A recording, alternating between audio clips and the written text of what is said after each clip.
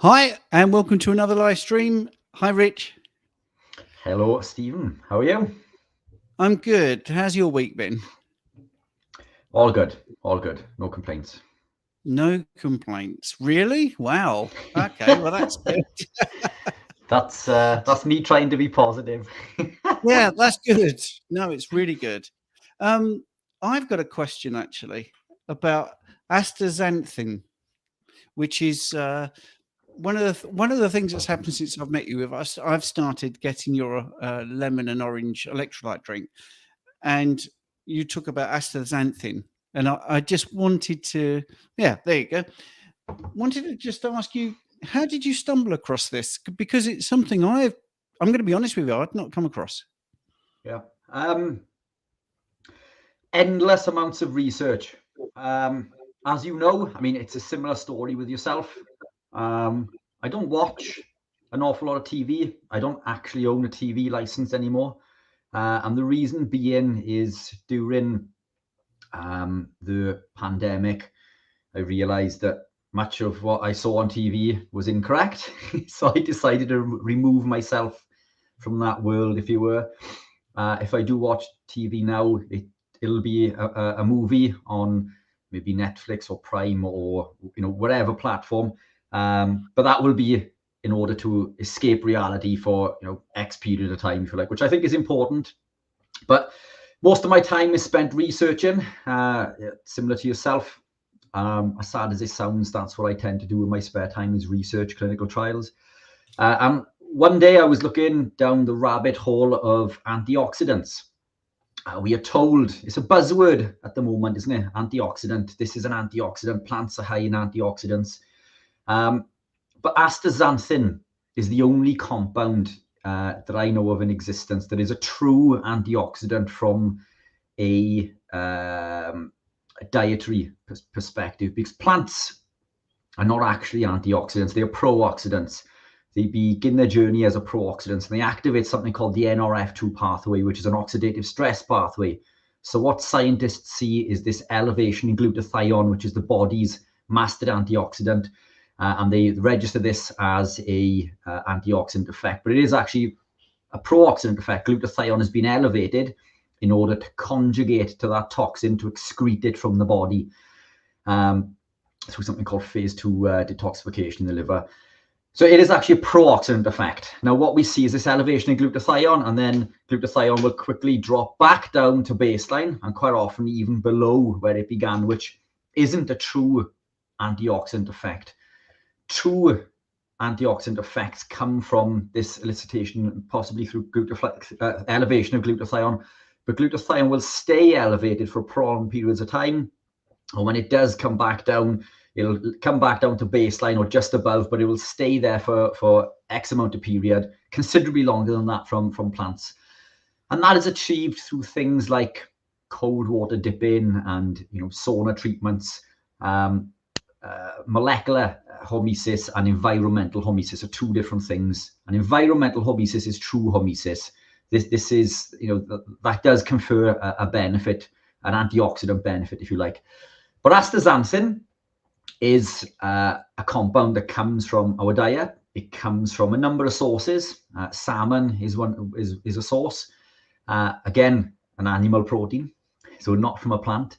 And it's the only antioxidant that doesn't begin its journey. So the only carotenoid that doesn't begin its journey as a pro-oxidant. It is a true antioxidant, and it is 550 times more potent than vitamin E as an antioxidant, over 60 times stronger than vitamin C.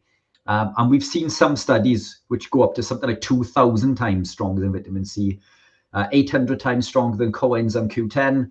It's been clinically proven to improve athletic performance, increase lifespan, all sorts of magical things that these so-called antioxidants from plants are meant to elicit. But this astaxanthin is one true form. We've got study after study, clinical trial after clinical trial, all available, or some of which are available on the website, but all are available on demand. And that's why we've put it in there. It is nature's true antioxidant, and it comes from animal proteins, not from plants. Brilliant. That's brilliant.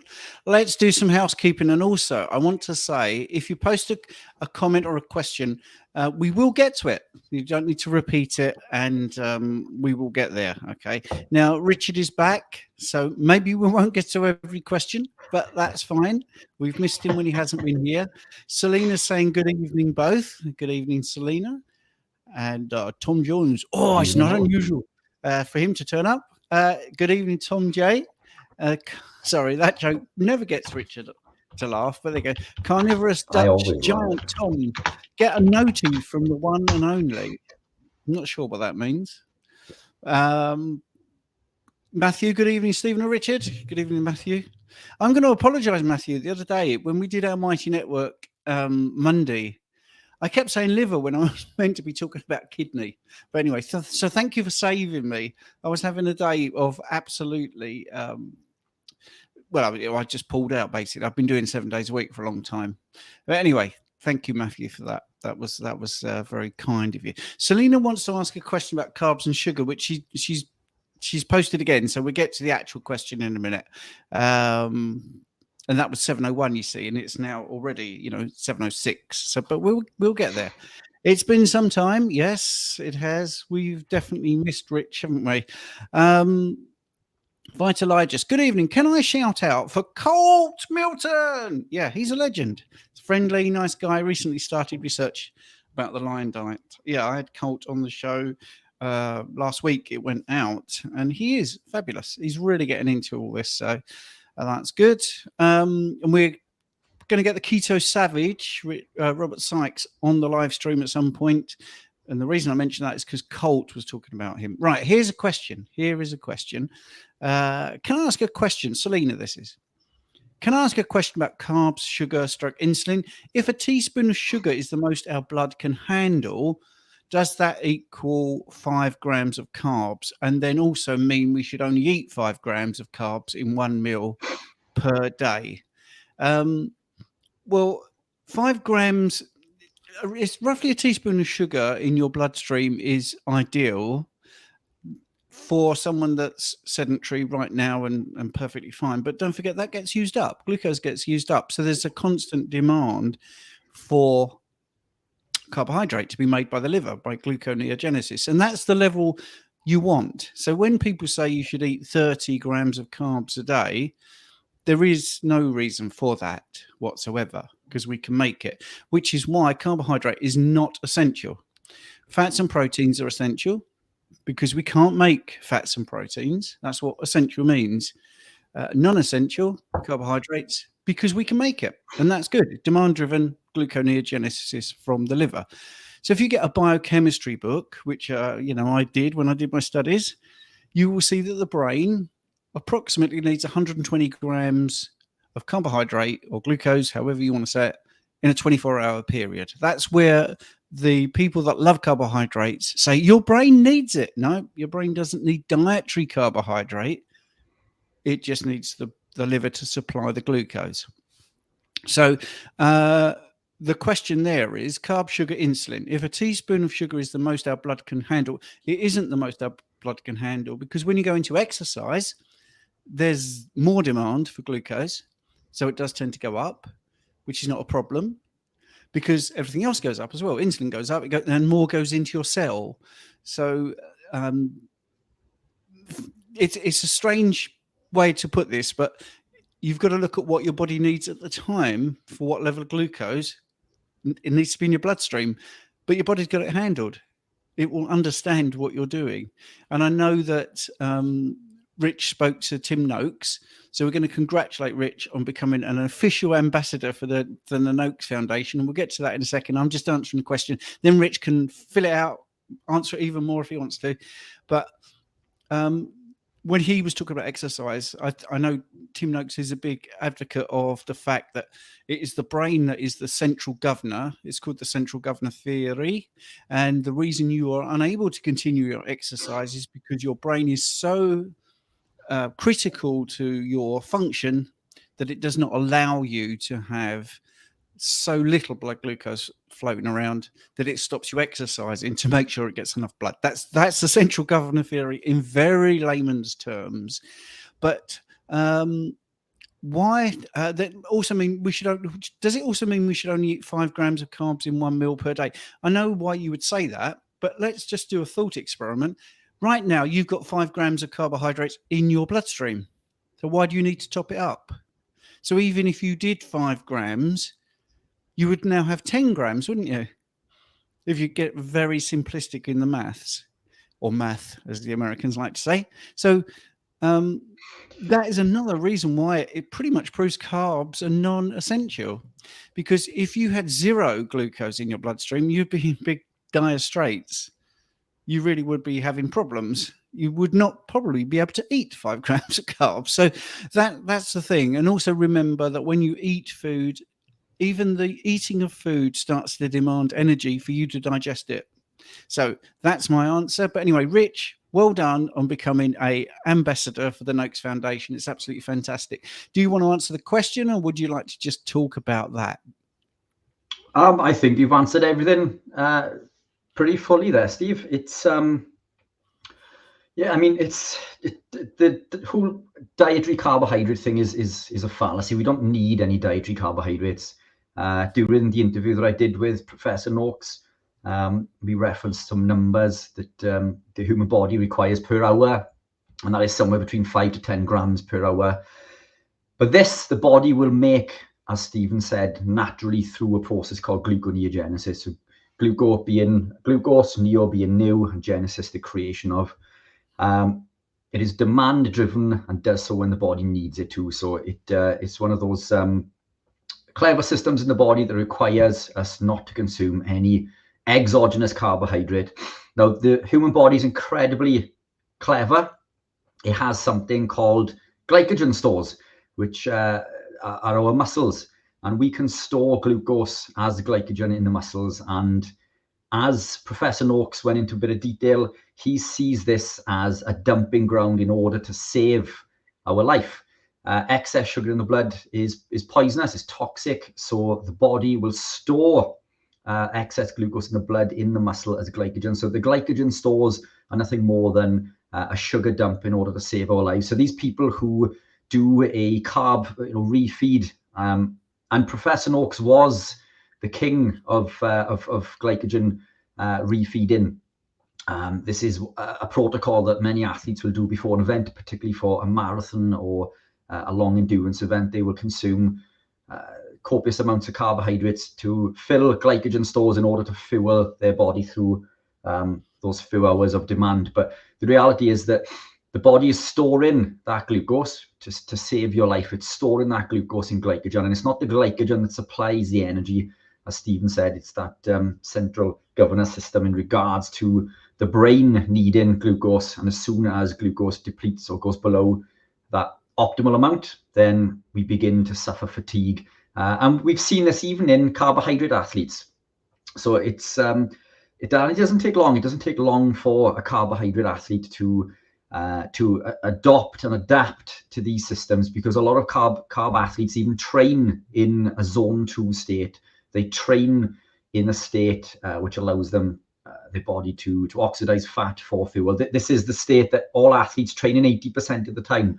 Yet there's that disconnect. They can't seem to understand that being ketogenic and carnivore, that's all we do is, we tap into that energy system seamlessly. But it's one of those barriers that we're still yet to overcome. But I think you've hit the nail on the head, Steve. Why would we consume 5 grams when our bodies make it naturally? You can consume. It's not going to kill you. We know it won't, because people consume silly amounts of carbohydrates. But the amount of dietary carbohydrate required for life is 0. And I don't eat carbohydrate on an average day. Now, there are carbs in everything. There are carbs even in animal proteins, just it's minute amount. But vegetables contain carbohydrates, but I haven't eaten vegetables for a long time. I think on a high carb day, I'm probably consuming maybe 5 grams of carbohydrates in a day. It's been quite some time since I've gone over that threshold. So 0 carbohydrates required. Brilliant, brilliant. Carnivorous Dutch giant Tom. I'll update on the progress. The 3 eggs before bed fix my sleep 100%. So a big tick for Richard Smith there. Been eating more, hitting 3 mTOR cycles daily, and creatine supplementation on my bench. 100 times 4 went up to 107.5 times 6. Wow. Deadlift another 20k. So Incredible, you Tom. see, yeah, that was your advice, Rich. So yeah, you so saw I think we spoken to Tom a few times on the live, but I did a private consultation with Tom a little while back. Powerlifter, bodybuilder. I think it was more towards powerlifting, and he wanted to increase his strength. So we looked at the mTOR reactions throughout the day, protein content, timings of the meals, the creatine supplementation, and then we are the proofs in the pudding. I mean, that's an incredible uplift on 2 main lifts there. So awesome work, Tom. Well impressed. Yeah. Consistency is key, isn't it? Consistency is key. It's more than a 7.5% increase because the weight's gone up, but so has the reps. So that's pretty good. Oh, hang on a minute, we got a little bit more, and my squat went from 130 times 5 to 145 times 5. You see, so that's over 10%. So that's brilliant. So that Awesome. was money well spent having a coaching session with Richard Smith. So we're both available for coaching. Okay, so there's our plug. Carl, good evening, both. Carl. Good evening. Pamela Gordon, these names, I love these names. Getting used to them. Good morning from Australia. Thanks for your efforts. Hey, good day, Pamela. Yeah, that's good. Fractal Beans. Hi, guys. Nice to see you. And I've got Selena there. Sorry, I thought I only posted once. I'm new to YouTube questions. Normally just watch. Selena, that's absolutely fine. Matthew likes his left field questions. Is chapped lips a possible vitamin mineral deficiency when consuming enough fat through diet? Absolutely. You could have an iron deficiency, and vitamin B tends to be what the medical establishment would say. It's possible, but of course it's all the normal things like the weather, licking your lips excessively, dehydration, and good old pharmaceuticals. Some pharmaceuticals can dehydrate you, make your chapped lips really bad. Go on, sorry, Rich, you were going to say something there. Yeah, I was just Matthew always throws. I'm sure he must scour the internet looking for these awkward questions that he just to chuck into us on these lives. As a side note, I used to suffer with severe chapped lips almost all my life. You wouldn't see me without using Lipsil, and I don't use anything anymore. If I do use anything on my body at all, it is tallow. So it's animal fat. Do I get chapped? I get chapped lips occasionally to do with cold weather, but this was something I suffered with every day, all year round. And they were flaking, and they looked absolutely awful. But avoid things like Vaseline, because Vaseline will put a protective layer over your lips, but it won't allow them to heal. So think of your animal proteins. Again, Vaseline is petroleum, is petrol. Why would we want to put this on our body? So avoid the Vaseline, get the tallow, and eat lots of meat. And I'm sure you will see a complete resolution in any chapped lips. Yeah, I think that too. Yes, I reckon he does scour the internet for obscure questions. But he's my favourite person at the moment because he does attend those Monday lives on Mighty Networks, which everybody can join. There's a link for a free, membership if you want to come and see a 5 o'clock Monday UK time live question and answer with the members. It's great, and Matthew will be there, I'm sure, every Monday, and we're going to get Richard there every Monday. Herbert, good evening, Herbert. Wendy Lee. Now, this is going to be the Colt Milton Appreciation Society tonight. Colt Milton is my bodybuilding coach, and he really is a legend. Yep. We both do the Lion Diet, and we love it. Thank you, Colt. Stephen, spelt wrong, which you do acknowledge later. And Richard, for all your amazing knowledge, which is great. Thank you, Wendy. That's great from Wendy. And Alan, question mark. That's great. Thank you. Putting a question mark at the front does pop them out. Plants seem to be at the root, yes, of so many of our human ailments. If you could both make one sweeping change in the human diet, what would it be? Go on, Rich, you go first. Go on, I'll leave you go because I'm currently copying the link to the Mighty Networks just to post in. Oh, right, okay. And there it is. We'll put that in again, but that is that link should work to the Mighty Networks.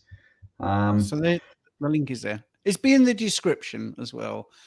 So what would you do then? One sweeping change in the human diet. I'm going to reread it. Right, here we go. Alan's written. Plants seem to be at the root of so many of our human ailments.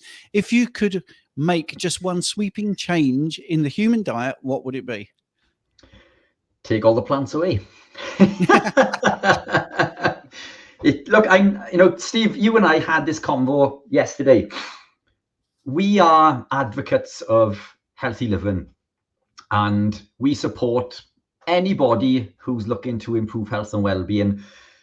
And that would include people who eat vegetables. I'm carnivore. I don't eat vegetables. I don't think there's any benefit to eating vegetables unless you're sick, and they may confer medicinal purpose. But again, that's open for debate. But I don't believe there's anything that we can obtain from plants nutritionally that we can't get from animal proteins, and the vitamins and minerals that we can obtain through plants come with a whole host of plant toxins, phytoalexins, things like lectins and phytic acid, amongst other things that cause intestinal permeability, which lead to autoimmune disease, all sorts of issues. These plants contain defense chemicals. An animal can run away, that's its defense chemical, or it can fight back, but a plant is rooted to the ground. So I don't think we need to eat plants. But does that mean I won't work with clients who eat plants? Of course not. The average person is coming from a diet that is high in processed foods, lots of rubbish, grains, vegetables, seed oils, and they are unaware of what optimal health and nutrition is. And for them to make just one change, and that could be removing the seed oils, they are going to be exponentially fitter and healthier. If they decide to reduce or remove grains, then they can become fitter and healthier. If they begin to move deeper down that rabbit hole, they're going to become fitter and healthier. I began my journey low carb. Then I became dirty keto. Then I became standard keto, then clean keto. As I was learning more about nutrition, I gravitated further and deeper down this rabbit hole. And eventually I became animal-based, and now what I deem to be strict carnivore. But there are benefits to be had all along the way. If you can just make that one or two change to your health, to your nutrition in regards to the vegetable seed oils and the grains, then you're going to be considerably fitter and healthier. You could be fit and healthy eating vegetables every day, as long as you were eating the correct amount of vegetables. And by that, I mean prioritizing your protein. So always prioritize your protein. Physically fill your plate with as much animal proteins as you can, and leave a small area as you can on that plate for vegetables. Now, some are more damaging than others. There is a link on my website to a shopping list which highlights foods which are higher in lectins and oxalates. Those are the ones that we want to avoid. So if you are keeping vegetables in your diet, then minimize those ones that contain the lectins and the oxalates, because even plants contain lectins. So we look at grains as containing lectins, but all plants contain phytohemagglutinin, which is another type of lectin, which causes the same sort of damage. We can go into more detail in regards to that, but prioritize your animal proteins. Don't fear animal fats, and you're going to be onto a winner. And then it's all about making these slow steps into becoming healthier and fitter. And I can see Summer Jane, my little girl, my daughter, is in the other room saying hi. So hello, beautiful. So my little girl, my 9-year-old girl, is watching us. So she's an avid health guru in her own right. Probably knows more than most doctors. But, brilliant. Matthew, monopolizing the questions, but it's okay. Are you both on Carnivore Team GB live stream this Tuesday? Well, I am. I can't speak for it. Yes, I am indeed. Let's have a look at this. Lewis here is congratulating you. I'm assuming on the Noakes Foundation. Yeah. Thank you, Lewis. Very kind. fractal beans, we need, in inverted commas, carbs psychologically. That, and I think they might have pressed return before finishing that. Matthew's saying congratulations. Lewis has got a big question here. I have dysfunctional mitochondria, MELAS, which is, what is the fastest way to optimize my mitochondria? Is being coached the best option long term? Well, you've firstly got to get the right coach. That's the first thing. So mitochondrial encephalopathy, lactic acidosis, and stroke-like episodes is what MELAS stands for, in case you're interested. Bit of a mouthful. And it is actually a mutation of your mitochondrial DNA. So the best thing is to make the environment in which you are living as optimal as possible, and then you can mitigate some of the circumstances. Which doesn't mean you're going to cure any issues, but if you have a genetic dysfunction and you're still getting by, that could be literally what you're doing. You're getting by because you could be eating stuff that's making it worse. Systemic inflammation could be flaring up. And if you think of any disease, you want to make the environment as good as you possibly can. So using a silly analogy, if you've got a terrible cold, the last thing you want to be doing is lots and lots of work, in a very cold, drafty environment, when then going into a hot environment, then coming back to cold and not drinking anything and sweating too much, you see, and maybe overeating. So you don't want to do any of those things. And if you didn't do any of those things, you would not suffer so much. And also you'd get better quicker. So, because it sounds like a naff answer when you're talking about a genetic dysfunction, but if you've got a mitochondrial dysfunction, if you eat the right way, if you feed your body the right things, if you get rid of systemic inflammation, keep the insulin down, make all your pathways work, your stomach acid really good, your digestive system to be absolutely top notch, you're giving your body the best chance to do well. Is being coached a good way? Absolutely. If you've got money to be coached, everybody that's coached gets better results because you get that instant feedback, like this live question and answer thing. People ask questions which they might even think, well, that's a stupid question. I wish I hadn't asked that. But there's no such thing as a stupid question, because I'm sure if you ask a question, other people will think, oh, I wish I'd asked that. The 5 grams of carbs thing is a great question, but it's very basic when you think about it, but it's a good question. And then you get a complex one like this, but it's pretty inspiring to be coached, because you've got the accountability and you've got that instant answer, and then you can email and have follow-ups like Rich was saying earlier, and we've also had a couple of people coached by Colt and thinking he's wonderful. So yeah, this isn't selling the coaching, by the way, it's just answering the questions. If someone asked about another thing, then we'd talk about the other thing, but that's in the question. So do you want to add anything to that, Richard? Yeah, I think you've covered it, Steve, but accountability is incredibly important. When I was doing the bodybuilding, a lot of coaches would hire another coach just for accountability, even though that person knows. And we see it within the running and triathlon community. A lot of triathlon coaches will use other coaches as a means of accountability. So I think the diet and lifestyle that you live is incredibly important, because what a lot of people don't understand is everything that we eat has an impact on the body at a cellular level, and we can alter something called the NAD+ to NADH ratio, and we only have a limited amount of NAD+ during our lifetime, and every time we consume certain foods, this is reduced considerably, and it's excess carbohydrate. And I'm not anti-carb, obviously coming from a carnivore background. I'm not against carbohydrates, but excess carbohydrates will deplete this NAD+ to NADH ratio by 400% compared to animal proteins and fat. This is oxidative damage that occurs that we can't see, we don't feel it immediately, but it's there in the background, and it's accumulative, and it's something that it's incredibly difficult to obtain back. And we covered something about the telomeres recently, which are little strands on the ends of the chromosome of the DNA, which are decreased every time that we cause oxidative damage through these processes. And the only thing that can repair this damage to the telomeres, or increase the length of the telomeres, which is directly correlated to longevity, health and well-being, is red meat. Red meat is one of the things that is feared. One, because it's red meat and it's alleged causes towards cancer, which is. I think Rich's Wi-Fi is just frozen a bit there in the middle of the answer, but we'll carry on, and I think he'll come back in. And you just froze there for the last minute. Everything froze this end. Well, we'll move on because it's going to be difficult in the live to pick up exactly where you froze. So I think we got the answer. Fractal Beans, by the way, finished.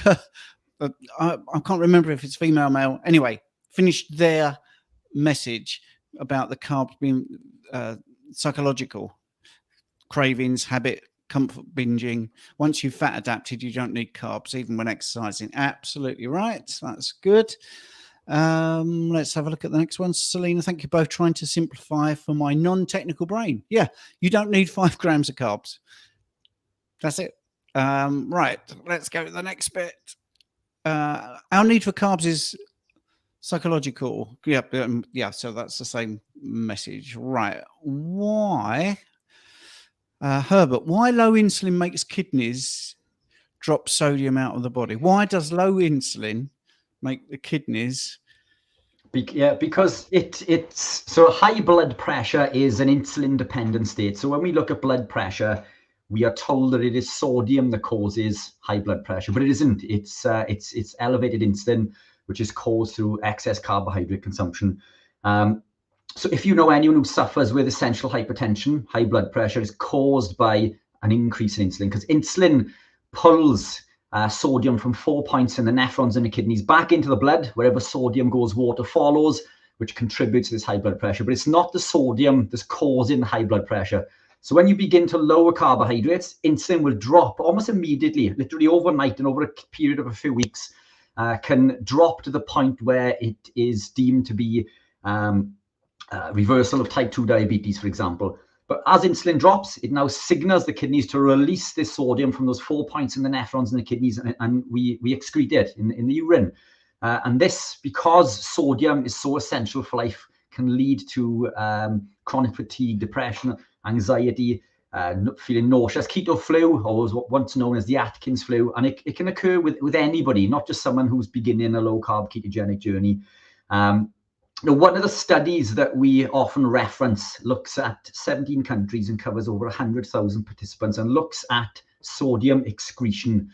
And from the data, what we can gather from that is, and what the evidence will show us, is that the sodium that's excreted is at least what we've consumed. And it shows conclusively, during this massive study, over 100,000 participants covering 17 countries, that if we consume less than 1,500 milligrams of sodium per day, all-cause mortality increases massively, with the sweet spot being between 4,000 to 6,000 milligrams. But again, this is measured the excretion amount, the excreted amount. So I would guesstimate that the optimal amount would be around 10,000 milligrams of sodium per day, which is considerably higher than the 1.5 or the 1,500 milligrams that we are told to be healthy. And this isn't just for anyone living a low-carb ketogenic carnivore lifestyle. This is for everyone. Sodium is essential for life. But this is why low sodium will low insulin will excrete sodium from the kidneys and lead to all of these downstream deleterious effects. That's the short answer. That's a great answer as well. And a couple of things I'd like to add. 120/80 for blood pressure is not a clinically, medically proven optimal point. It is for insurance premiums. As you get older, and if you go to a 1950s medical textbook, you will find age-related blood pressure guidance. And you can still get it online if you know where to look.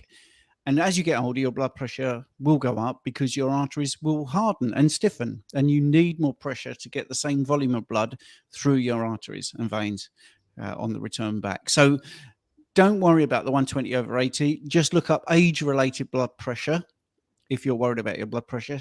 Secondly, a glass of water will put up your blood pressure because it's also about the volume, the plasma, the concentration of your blood that's going through your arteries. Water is not compressible. As soon as you drink some water, it will add to the volume of your blood. and your blood pressure will go up. So I'm not saying water's bad for you. You need to understand it's dynamic. It's not a fixed point that you want every single day. If someone was doing some powerlifting, you could get blood pressure momentarily at 400 over 200. So it's dynamic. And I always use a silly example. If you've got a giraffe with a short neck and a giraffe with a long neck, do you think their blood pressure would be the same? No, of course it wouldn't, because the long neck, it's got further to push the blood up and bring it back down. And we're all different sizes and shapes. Your blood pressure is appropriate to you. I'm not saying there's no such thing as high blood pressure, but you need to, certainly as you get fitter, you'll see that your blood pressure will probably drop. And some people might even worry it drops too much. But I would just say it's a bigger subject than it needs to be 120 over 80. But great answer about the insulin, the effect there. And I always say, for one molecule of glucose, you have 3 of water. That's it. It's really that simple.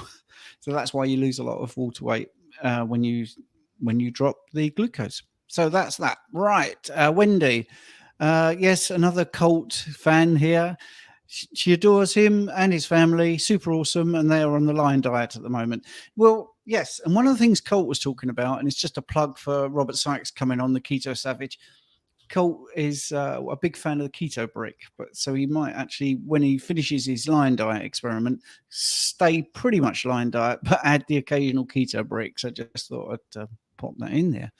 Vitalitis, firstly, was afraid to drop butter and eggs, but tried to, because Vitalitis was still in the Lion diet, was afraid to drop butter and eggs, but tried 2 days, and actually I can do it. Definitely possible. Definitely can be done. I am not picking and choosing comments. I'm putting them all on. Herbert, what happens during keto fat adaptation? Increases in plasma insulin concentration within the physiological range stimulate the sodium reabsorption. Yes, well, I mean, I think that's what Rich was just saying. In the distal nephron segments. Yes, absolutely right. That's the link, by the way. So we've got to the link if you want to join the Mighty Networks. And I'm now going to skip through some of the comments just to catch up. Right. So, well, look at this simple remark. And here we go. Plants are trying to kill us. Do you think that's true? Well, plants and animals are in an evolutionary arms race for survival. And again, an animal can fight back or run away, but a plant can't. It's rooted to the ground. So all plants, and we know this without question, all plants contain these phytoalexins, these plant toxins. Most plants on the planet will kill you dead if you were to eat them. This is why you can't just walk out of some random tree and start eating leaves and and the foliage on that plant. But all plants contain these toxins, some form of defense chemical, and we know that they all cause issues in everybody. That doesn't mean that you can't eat plants. They are fighting for survival, and this is why they contain these plant toxins, these phytoalexins. But we can't say that eating a plant is going to kill us, because there are people out there who live long lives, even vegans who I regard as being the second and healthiest people on the planet. They can live an awful long time. So what plants we eat also has an important role to play, an impact on the body. But they do confer these these detrimental impacts regardless. And I think the poison is in the dose. Some are way worse than others. Things like spinach, for example. Spinach is probably one of the worst plants that you can consume. Spinach is high in oxalates. It doesn't contain iron, or it does contain iron, but not the right type of iron. The human body needs heme iron, and spinach contains non-heme iron. But what spinach does contain is oxalates, and they're incredibly high in oxalates, anywhere between 500 milligrams per 100 grams up to 1600 milligrams per 100 grams. And if we look at a pack of spinach in the UK, they come in 200-gram pouches. This means that there's potentially 2,000 to 3,000 milligrams of oxalates in one pack of spinach. 4,000 milligrams of oxalates has been known to kill people. 5,000 milligrams has been known to kill a lot of people. 15,000 milligrams will kill any adult human being dead. every pack that we pick up, contains thousands of these milligrams of oxalates. So the dose is in the poison. Eating too much of these compounds is going to be detrimental to your health, but that doesn't mean that you can't eat some. But what we will see with excess consumption of things like spinach is kidney stones and arthritic pains, because these oxalates will bind to calcium and they'll bind to joints and tissues within the body and cause lots of downstream deleterious effects. So, and one of the worst things we can do with spinach is put it in a blender and add things like black pepper and turmeric, because turmeric is also incredibly high in oxalates. Turmeric is a compound that we are told that is anti-inflammatory. It is high in oxalates. Any benefit that we see that is conferred in these studies is completely wiped out by the detrimental impact of the oxalates that are binding to calcium and contributing to these arthritic pains. And what we are doing inadvertently when we're adding this black pepper to the turmeric and spinach is we're blocking glucuronosyl transferase, which is an enzyme in the body that excretes these toxins. It's part of the phase 2 detoxification within the body. And this glucuronosyl transferase is blocked by black pepper. When we add black pepper to turmeric, we're not increasing the absorption, we're blocking the body's ability to excrete this toxin. So just be mindful. I'm not telling you not to eat spinach. Any clients that I work with who are adopting the low-carb ketogenic lifestyle initially, spinach is a brilliant go-to for them, coming away from processed foods, vegetables, seed oils, and lots of grains and things. But just be mindful that they are detrimental in high doses. So how much we eat is incredibly important. Right, that's brilliant. I'm just trying to catch up with the messages because I'm worried that we've missed one. But Summer Jane says, "You said you will answer me, but do you know who that is?" That's my little girl, my 9-year-old daughter. Yeah, right. So she's in the other room and she's so she's listening intently. Okay, so my little superstar. Hello, we've got the wonderful carnivore muscle coming in, and I'm just putting his message up. The right coach is very important. Hi, Jonathan. So let's have a look. I think there's a bit of toing and froing. So I'm going to go to what Matthew said about his chapped lips, and then we're going to talk about cholesterol. We've got a few questions coming up. We're trying to be as open as possible. Internet is very bad for a few people. A couple of people saying that their internet is bad. Anyway, Matthew, I don't use Vaseline, but I didn't realize it's basically putting petrol on your lips. Yikes. Is beeswax a safe ingredient? The ingredients in the one I want to buy is tallow, beeswax, and peppermint. I would say it is better than Vaseline. Again, the peppermint, if you put that on your lips, you may find that it will burn slightly, possibly. I'd just go for basic tallow. It's incredibly cheap. That's definitely better than Vaseline, but I think there's another notch that we can push to there. Okay, and then we've got Wendy. I was going to do my question about potassium, but I don't think we're gonna have time. So let's have a look. Wendy Lee, always had high cholesterol, and line diet is working for me. My 2023 labs: cholesterol 284, LDL 176, HDL 94, triglycerides 69. Now November 2023, cholesterol 284, LDL 183. HDL 91 and triglycerides 49. So that yes, the triglycerides have lowered and everything else stayed the same. Sort of sounds about right, doesn't it? Yeah. The key to a healthy lipid profile is low triglycerides and a healthy triglyceride to HDL ratio. So we want to see HDL as high as possible, above 1.5 UK. I'm not sure what that equates to the American terms. But anything over 1.5 HDL, ideally UK. Triglycerides, the lower the better. And LDL is not cause of concern because LDL heals the body. LDL repairs the body. LDL has been incredibly misunderstood. This is one of the topics I think we covered last week, isn't it? Or the week before, Steve. And we can go into more detail if you want, if we got a little bit more time. But let's yeah, let's smash through some more of the questions. Yeah, so we've got, can Himalayan salt help with dry or chapped lips? Topically, unsure. I've never tried it topically. Obviously, I use Himalayan and Celtic Sea daily. I've never tried it topically on chapped lips. Unsure. What do you think, Steve? Well, I think actually, if you were consuming salt, then you would improve your water retention, wouldn't you? So if you're not hydrating properly, if you're dehydrated, which doesn't mean you're not drinking enough water, it's all about the electrolyte balance. I think if you was to look at your salt intake and you maybe upped your salt intake and you felt more hydrated, you may see your chapped lips go. I think the other things are sensible things, like just making it a barrier to the cold and just not licking your lips excessively, I think, and also putting the wrong things on there, which actually in the long term don't really help. I've just seen a comment in the comments there from a friend of mine, Lewis from YouTube, an incredible triathlete who runs and trains the club that I train with, the Ferry Flatliners.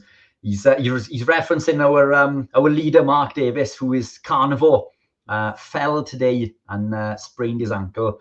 So he's put in there, Mark Davis is asking for a keto cure to his weak ankles. Yeah, sorry, put a grin on my face. But Mark, an incredible athlete, well in his 50s. I competed with him in a duathlon recently. Incredible athlete, but unfortunately fell today, and he's probably going to be out of action for a couple of weeks. So yeah, let's hope he's all right. Okay, I skipped that one because I didn't get it. I didn't know what it was about. Right, let's have a look at this. Jennifer, who's a big supporter of both our channels, I think. Did you guys see the two vegans that Dr. Baker debated? They want to remove all wildlife and want to leave Earth. They want to remove all wildlife and leave Earth. Was so funny, and Baker did great, but it shows vegans don't want to save animals but remove. Oh well, absolutely. I mean, this is the biggest thing, isn't it? If you follow the vegan logic, which is like an oxymoron, by the way, those cows that are in the field, they wouldn't be there because the farmer's not going to keep cows as pets. So all those sheep that are in the field, they wouldn't be there. So when I do my videos, occasionally my what I eat in a day videos, and you see these beautiful scenes, these pastoral scenes of cows and sheep and birds and lots of animals having fun and enjoying themselves. And yes, I've got footage of cows having fun. Yeah, I know they eventually end up as food, but they wouldn't be there in the first place. They would have no joy because they would not be in our lives at all to be seen. And also then what you would have is that field would not have all the manure and the turnover. So all the birds and all the bugs would die off because their habitat would be completely ruined. It's absolutely, sorry, I'm going to rant. I'm not going to rant because we haven't got time. But yeah, the vegan way of looking at animals is ridiculous. I saw one the other day that's got a cat and also had a hamster. And when she came home from shopping, the cat had eaten the hamster. So she took the cat to the vet and had it killed. There you go. They're idiots. They're absolutely idiots. Right. Anyway, I'm sorry. I don't like to be that blunt. Yeah. So do you want to say something, Rich? I saw this on Instagram earlier, as it happens. And yeah, it basically, these two vegans wanted a world without animals. And they just wanted to build all sorts of stuff over the planet. Yeah, absolutely counterintuitive to wildlife health and well-being. And as Steve said, these cows, these animals are incredibly important for the environment. And one of the biggest criticisms of the vegan community is the damage that we cause to the planet. But it's the vegans that are causing most of the damage. So I'm carnivore. My meat comes from 2 miles down the road from a local butcher. So the pollution that's put into the atmosphere to travel 2 miles is negligible. But a vegan or vegetarian will fly fruit in from all over the world, from 10, 11, 12 different locations, just to be vegan. They'll consume lots of grains. Grains desertify the land. So to grow grain, we need to desertify the land. So a combine harvester will plow through the field. It will. Have you ever seen the animals? You know, the birds that circle the combine harvester. They are circling the combine harvester to pick up the dead animals that are caught in the combine harvester, and that's what growing these crops does. It desertifies the land, kills these animals, and then they grow the crops on there. And then they spray them with toxins like glyphosate, which kills the microbes in the soil. And as Steve said, kills off the birds, the bees. It destroys a whole ecosystem.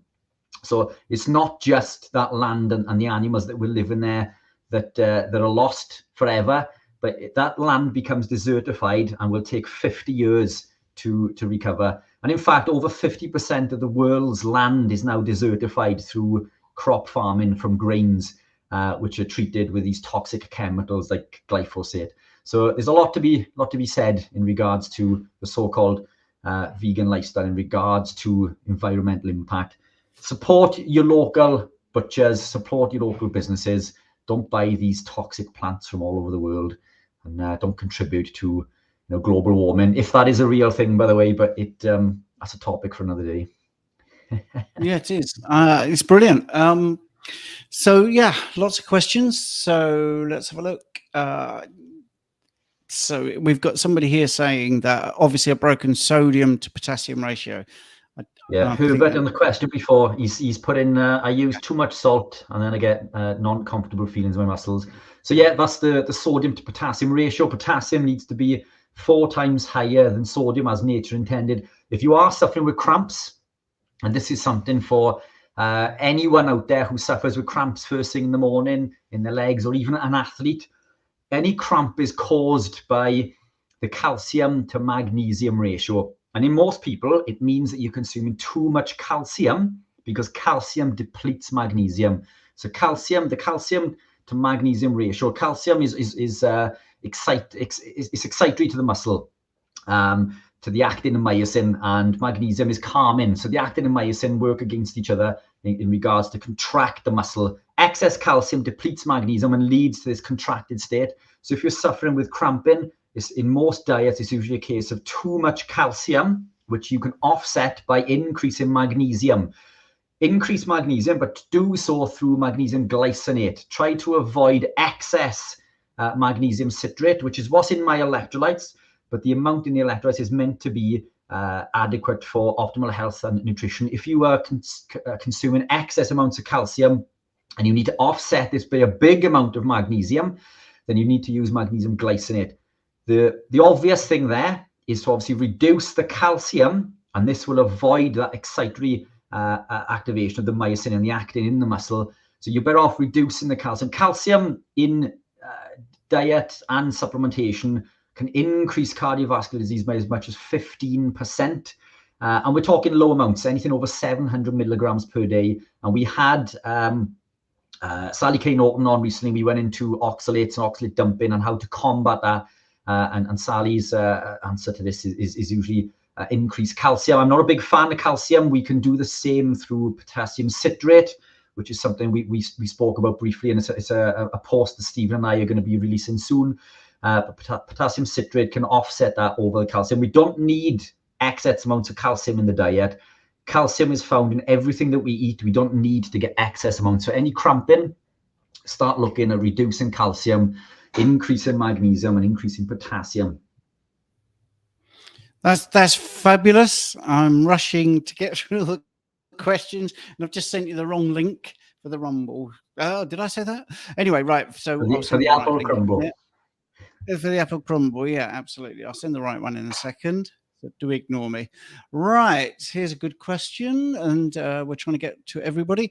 Saved. My blood glucose is between 4.8 to 5.8. When I eat beef with salt and some fermented cabbage, my sugar goes up to 6.8. Is that normal? What would be normal? Healthy glucose elevation after a meal? So yes, I'd like to know when you did the measurement, And also, do you do an extra measurement to see when it comes down to your 5.8, let's say? So let's say 5.8 when you start, that's okay. 4.8, 5.8, that's pretty good. You eat the beef, salt, fermented cabbage, sugar goes up 6.8. Yeah, that makes sense. As we spoke earlier, even when you're eating, you need a little bit more energy because you're eating. That takes energy. Digestion takes a bit of energy. And obviously what you're eating will release some carbohydrate and your insulin will come out of your pancreas and decide to bring it down. So 6.8, if that's within 30 minutes, 60 minutes, 90 minutes, an hour and a half, 2 hours, but then it returns to 5.8 an hour later, then that's pretty good. So it's really about what is the response that your body shows. I don't think that's particularly troublesome elevation personally. So do you have any views on that, Rich? Yeah, look, blood glucose is it's a complex topic, because if I was to consume excess carbohydrates, my blood glucose would increase massively. That means that, you know, I'm just sensitive to carbohydrates, but then insulin will do its job and it will drive it back down. It's not so much the height or how much the blood glucose is increased, is how long it stays increased. So you're better off seeing this rather than seeing a long sort of flat top mountain. As I say, if I was to consume carbs, my blood glucose would probably spike, but it would quickly come back down as insulin hits the bloodstream and goes to work. So time within these ranges is incredibly important as well. It isn't just about the numbers, it's about the timings within these ranges. It's just not about the peaks and troughs. It's all about the amount of time, the duration that your blood glucose is elevated. I'd rather see a higher blood glucose reading, but come back down swiftly, rather than seeing this long sort of flat top mountain effect, because that shows a lack of inefficiency when it comes down to insulin. Yeah, excellent. So there's a few people just giving us some updates on their own journey.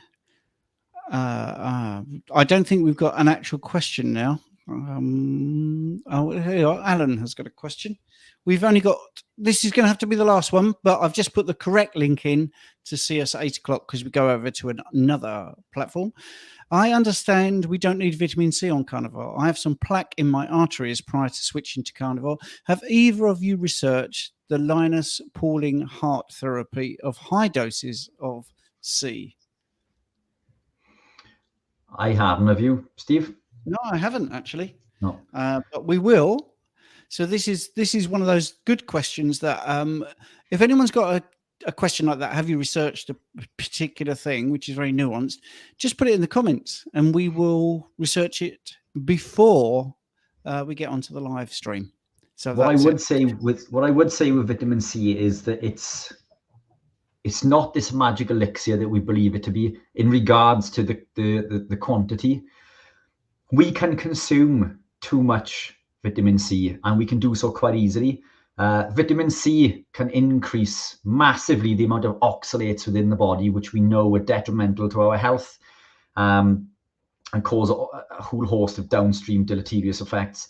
So I would always be fearful of supplementing with too much vitamin C. And the other thing when we supplement with vitamin C is it isn't actually vitamin C, it's ascorbic acid. Ascorbic acid is one part of vitamin C. Vitamin C is made up of 6 parts. If we supplement with ascorbic acid in excess, then the body will pull these other 5 constituents from other parts within the body, potentially leaving us devoid of these other pieces within the body. So I'd always be skeptical about supplementing with vitamin C. All the vitamin C we need is found in animal proteins. And the thing with vitamin C and carbohydrates or glucose is they fight for the same metabolic pathway. They compete for the GLUT4 transporter. So when we reduce carbohydrates, the body will absorb more vitamin C. And we know this because we've seen this during the Napoleonic War, where they fed dead horse meat to the soldiers who were suffering with scurvy. So we don't need vitamin C from fruit. We don't need to supplement. Just eat lots of animal proteins. And when we look at what causes this plaquing of the arterial wall, there's a couple of things. Excess calcium, again, so coming back to calcium supplementation. Vegetable seed oils will cause damage and lead to calcification. Excess grains, as we've seen with studies done by, my God, I can't remember his name, Ivor Cummins, in regards to damaging the glycocalyx and the effect of LDL traveling into the subendothelial space, being engulfed by the macrophages and leading to these atherosclerotic plaques. It comes down to food we eat, and we've seen many people lower their CAC score, which is the calcium score on the arterial wall. We've seen people reduce this when living a more animal-based diet, coming away from the processed foods, vitamin C, calcium, as well as vegetable seed oils and grains. Great, Rich. So we've got 15 seconds left on this platform, just to say, if you want to see us in our full glory on the other platform, the link is in the comments, and we shall see you over there. But thank you very much for tuning in. Lots of links will be in the description by tomorrow morning. So we'll see you over there. Thank you all.